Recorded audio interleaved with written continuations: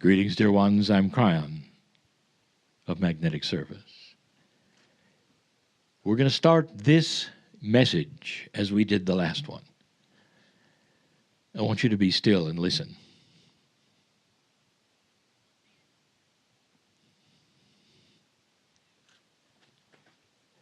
Now, there would be those who would say there is nothing to hear. And in that stillness, there is sacredness. For in the nothingness is everything. I began the geological channel by telling you that the rocks were alive. And I said, not according to your definitions or your standards, but esoterically, metaphysically, beyond that which you would normally believe. They're alive. We also told you the rocks are listening. That is a metaphor, which means that the energy that you put out is absorbed in certain ways by the land that you're on. Did you notice that in the storytelling and the discussion, that the ceremonies were given in order to create harmony with the land, harmony with the family, harmony with the tribe? This is a high consciousness, dear ones. It is a consciousness that would try its best to harmonize with all around it, instead of taking from it or being opposed to it. It is a concept which is still not here. But there's more. I told you that the planet which you call Gaia was a partnership. So let me take you back. Let's go 400 years. Here. That's double the lifespan of your country. Here. 400 years. The rocks aren't just listening. The rocks are talking. If you have a partnership with the earth, it is critical that you would have those who knew how to hear what the rocks were saying. The rock formations, as you go around this Monument Valley, are now being given names. But before that, they were given energies, personalities. And in the energies, there was the male, there was the female. Some had sacredness. Some you didn't go to. There was the yin and the yang even then. There was the polarity even then. But the shaman, which now you are calling in this land, the medicine man, the medicine woman,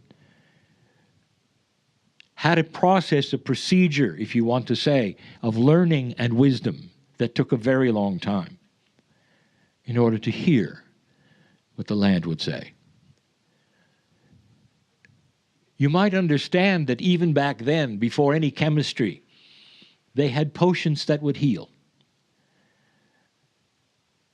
And those healing potions came directly from the land, from the plants, even some of the animals, in cooperation and harmony with humans, one helping the other. It is so obvious why the indigenous would want to give back in ceremony to that partner which had given them so much. The more harmonious you can be with the land and that which is around you, the longer you live.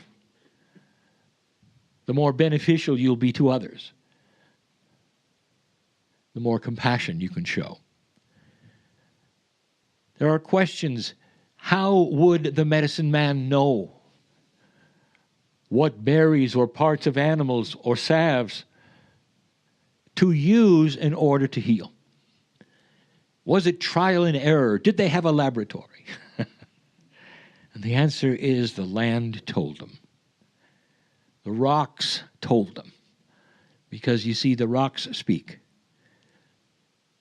And if your consciousness is allied to the planet to such a degree that you are one with it, you'll know what they say.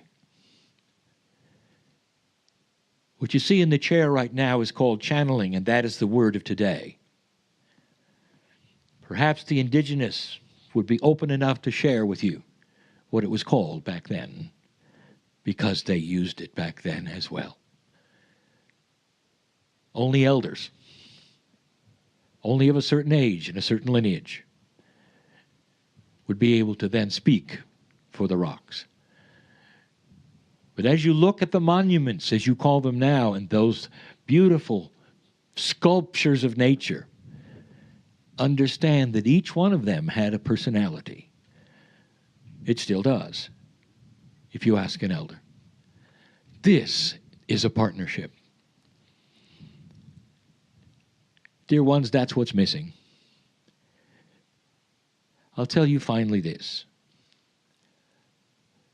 It's a two-way street with the planet.